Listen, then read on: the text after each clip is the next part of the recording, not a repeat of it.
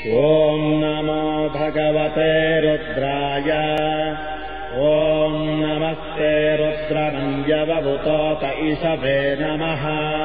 नमस्ते अस्तु धन्वने बाहुभ्यामुतते नमः। यात ईशः शिवतमा शिवम् बभूवते धनुः।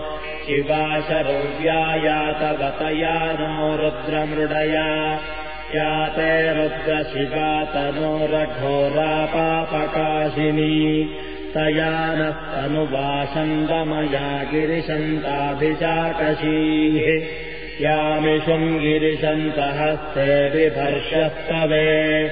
शिवाम् गिरित्रताम् कुरु माहि पुंसीः पुरुषम् जगत्।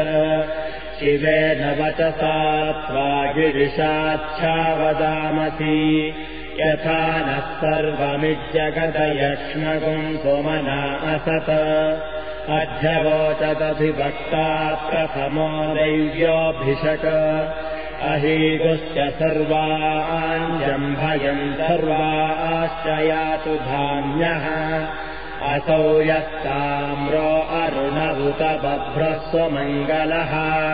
ये क्षेमागुम् रुद्रा अभितो दिक्षश्रिताः सहस्रशो वै गुम्भेदगीमहे।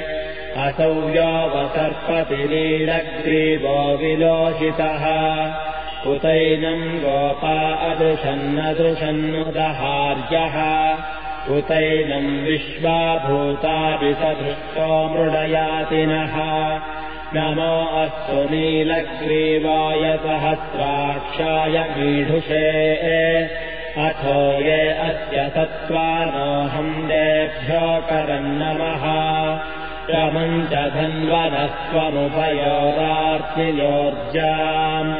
याश्च ते हस्त ईशवः पदाता भगवो वपा। अवतत्यधनस्त्वम् सहस्राक्षशते शुधे। निशीर्य शल्यानाम् मुखा शिवो नः सुमना भव।